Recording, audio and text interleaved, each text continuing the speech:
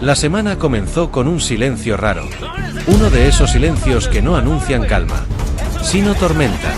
En distintos puntos del país, Tamaulipas, Zacatecas, Chihuahua y Sinaloa, las madrugadas empezaron a romperse con ráfagas, movimientos inesperados, operativos sorpresivos y ejecuciones que, al juntarse, dibujaron un mapa que nadie quería ver. En la frontera, la gente despertó con más patrullas de lo normal.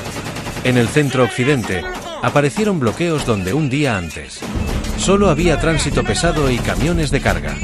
En la sierra de Chihuahua, los radios amanecieron llenos de claves, códigos y reportes de brechas cerradas. Y en Sinaloa, las redes sociales se llenaron de rumores. Antes de que saliera el primer comunicado oficial, no eran hechos aislados, no eran sucesos desconectados.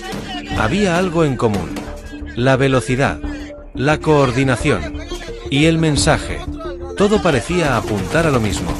Un reacomodo violento, acelerado y sin aviso. Esta es la historia de los 4 golpes que marcaron la semana. Y del mensaje que dejaron para quienes saben escuchar. El Pana, el apellido que pesaba en la frontera. El primero en caer fue el Pana. Un nombre que, para muchos fuera de la frontera, no decía nada. Pero que, en ciertas colonias de Reynosa, Río Bravo y la Frontera Chica, iba acompañado de un apellido que pesaba. El Pana era sobrino directo de Güero Reina, uno de los operadores más antiguos del crimen organizado en Tamaulipas. Un hombre con historia en viejas guerras por Reynosa, en disputas por las brechas que conectan con Miguel Alemán, y en rutas que, por años, sirvieron como corredores del noreste.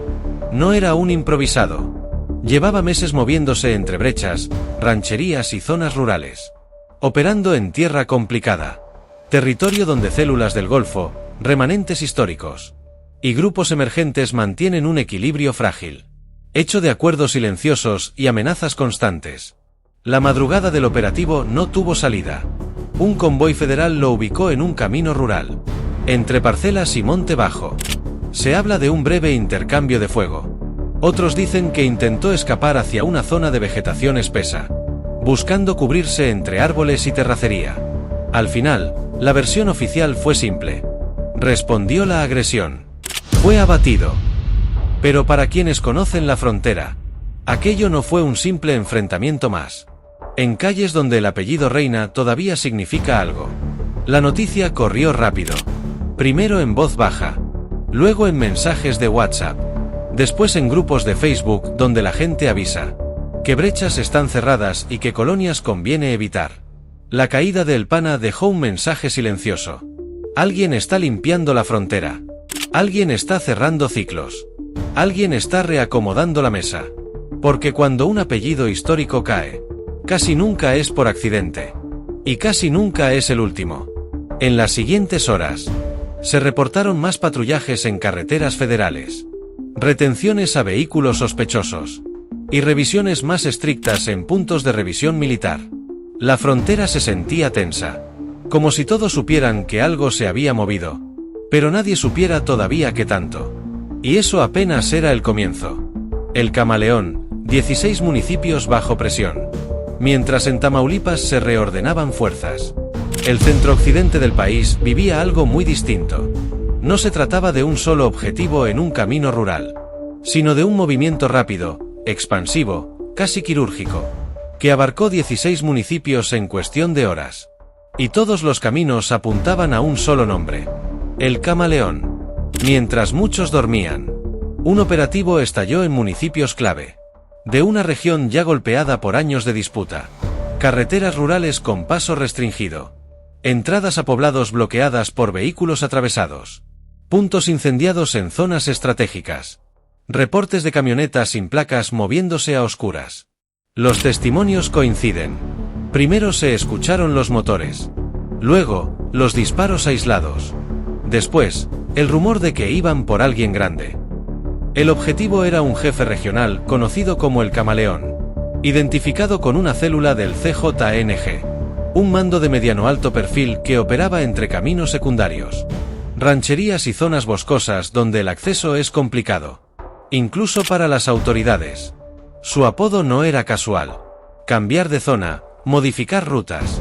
moverse entre estados y dispersar a sus hombres. Hacía que, en los reportes de inteligencia, su figura apareciera y desapareciera constantemente. Pero esa madrugada, el margen de maniobra se redujo. El operativo duró horas. En redes, comenzaron a circular vídeos de bloqueos. Camionetas cruzadas, llantas quemadas. En algunos, se escuchaban voces nerviosas, diciendo que era mejor no salir, que las tiendas no abrirían, que lo más seguro era esperar a ver qué pasa. Al final del operativo, el saldo oficial fue claro: 2 sicarios abatidos, varios detenidos, y un mensaje captado en radios abiertos. El camaleón no cayó, pero su círculo más cercano sí. Para el ciudadano de a pie, el resultado fue otro.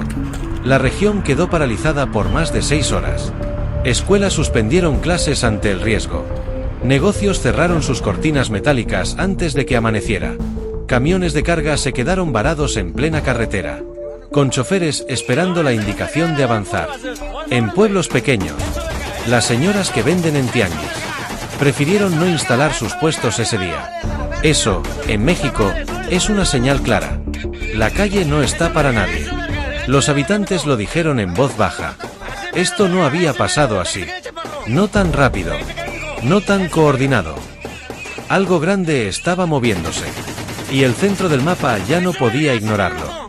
Parral, la sierra que no perdona. Cuando parecía que la tensión alcanzaba su punto máximo, el golpe más brutal llegó desde el norte. Desde una región donde la sierra no perdona. Donde los grupos no compiten. Se exterminan. Hidalgo del Parral, Chihuahua. Un municipio con vida minera, comercio, tráfico diario hacia comunidades cercanas. Tranquilo en apariencia, pero rodeado por una de las sierras más disputadas del país. La que conecta con Valleza, Guadalupe y Calvo, Huachochi. Y comunidades serranas donde pocas veces entra la prensa. Ahí, antes del amanecer, ocurrió lo impensable. 7 ejecutados. Camionetas quemadas. Cuerpos abandonados en una brecha. Y la caída de El 84, un operador de los Salgueiro.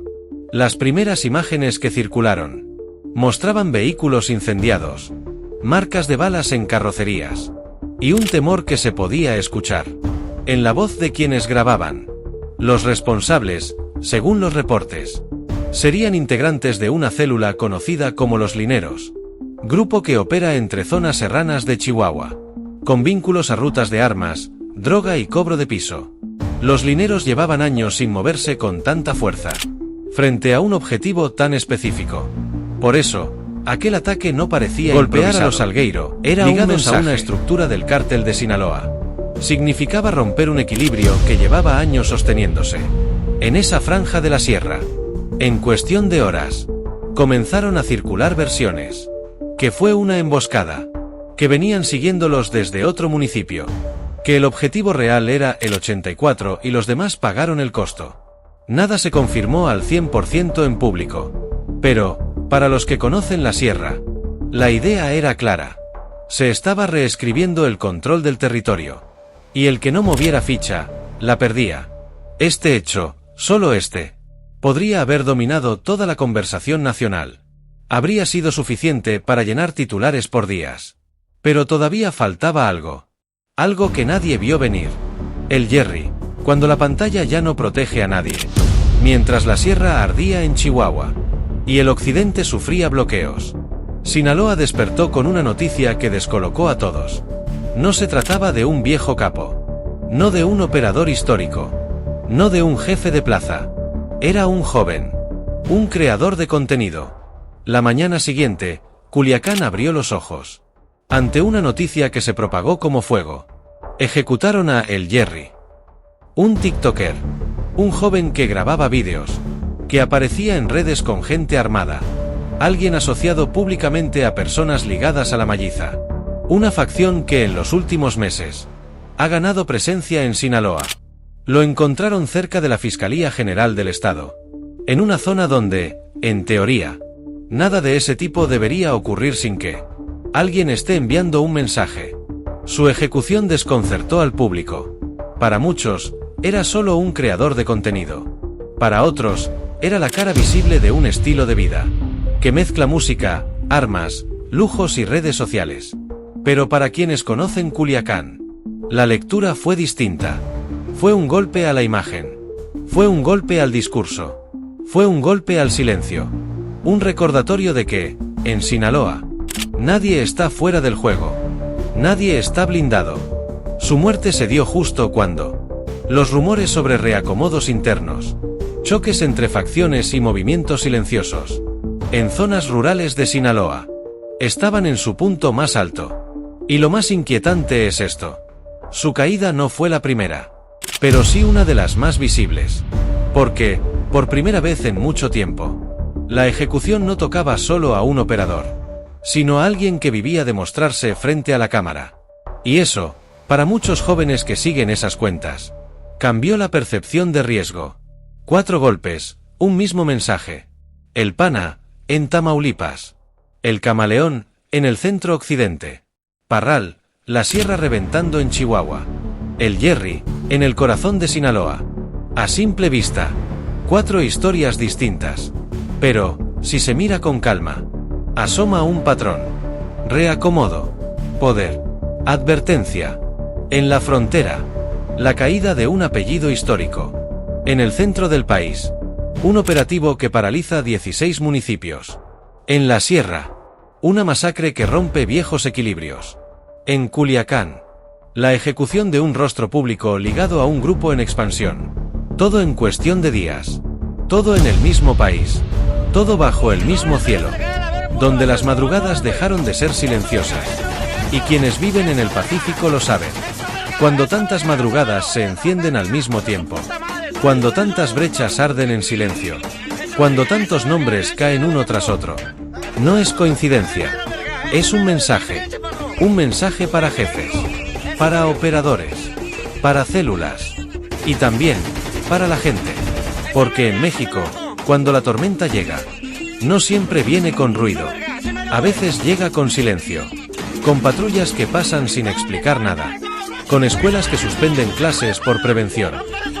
Con rumores que viajan más rápido que cualquier comunicado oficial. Y ese silencio, el de esta semana, todavía no termina. Lo que vimos fueron solo 4 golpes. 4 escenas de un mismo tablero, que sigue moviéndose en la oscuridad. Lo demás es cuestión de tiempo. Espera el desenlace.